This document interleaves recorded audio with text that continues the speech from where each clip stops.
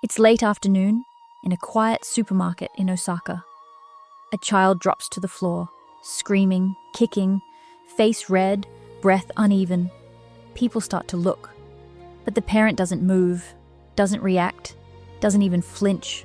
They just stand there, still, watching, not confused, not embarrassed, but observant, like they've seen this exact moment before. And what makes it disturbing is this: the child isn't being punished, isn't being ignored. They're being allowed to continue, as if the real lesson is happening inside the chaos itself. And if you're a parent watching this, you're probably thinking, why would anyone do that? That question is the entire video. This is not random parenting. This is a different model of emotional development. One where tantrums are not treated as disruption, but as raw data from a developing nervous system. Because in some parenting systems, especially influenced by East Asian developmental philosophy, behavior is not the problem. Behavior is the signal. And if you only stop the signal, you never understand what caused it. Because here's what almost every parent misses. You are not just stopping behavior, you are training response patterns. Every emotional reaction becomes a lesson in, what do I do when I feel out of control? And the child is learning this before language fully catches up.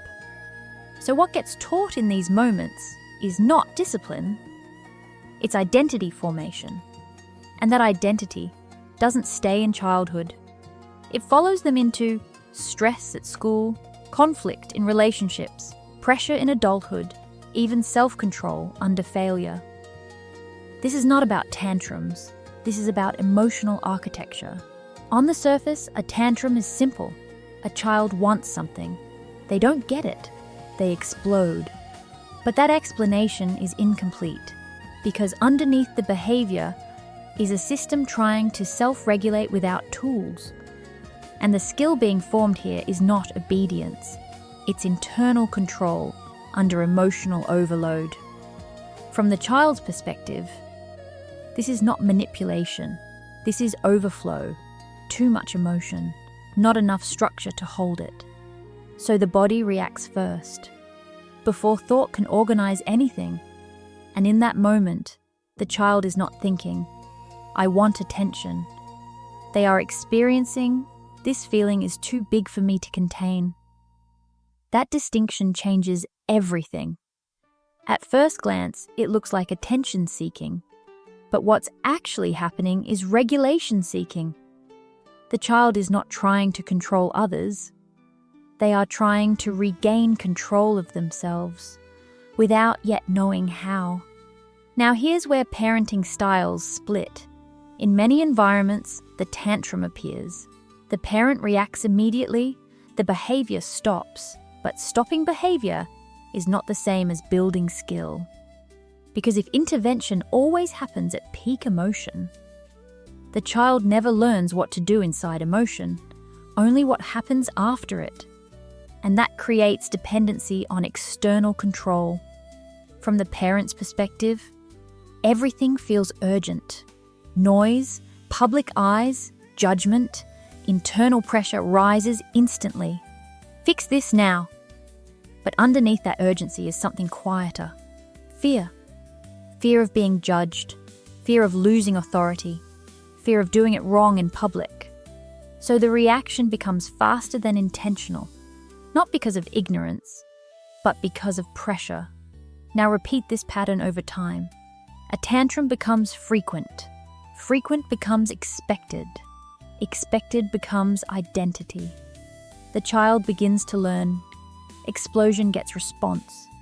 And the parent begins to label difficult, emotional, stubborn. But both are reacting to symptoms, not the missing skill underneath. At first, it looks like discipline is the answer. But discipline without emotional skill building only manages behavior. It does not build internal regulation.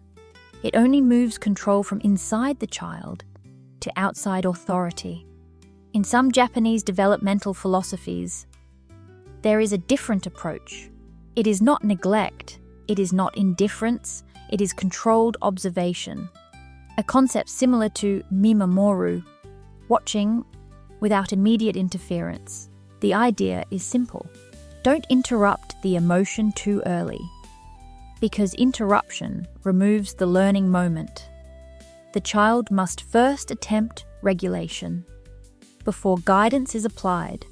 In structured environments like schools in Japan, children are gradually exposed to self-regulation expectations, not because adults are absent, but because emotional control is treated like a skill. And skills are not transferred. They are developed through repetition. Because if that skill never develops early, emotional response doesn't disappear. It evolves. Frustration becomes withdrawal. Stress becomes aggression. Failure becomes avoidance.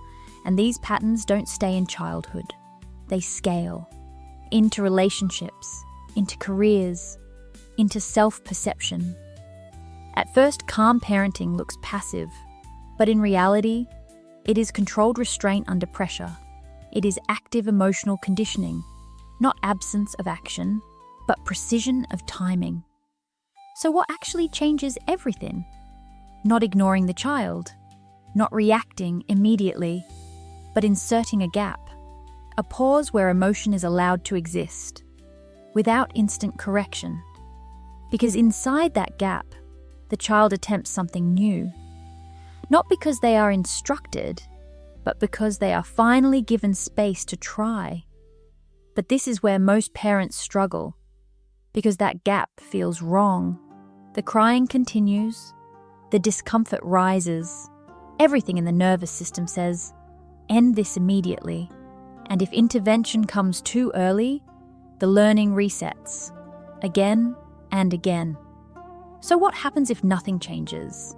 The tantrum stops, but the pattern doesn't.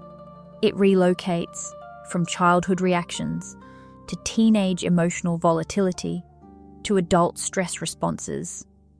And what began as a small developmental moment becomes a lifelong emotional blueprint.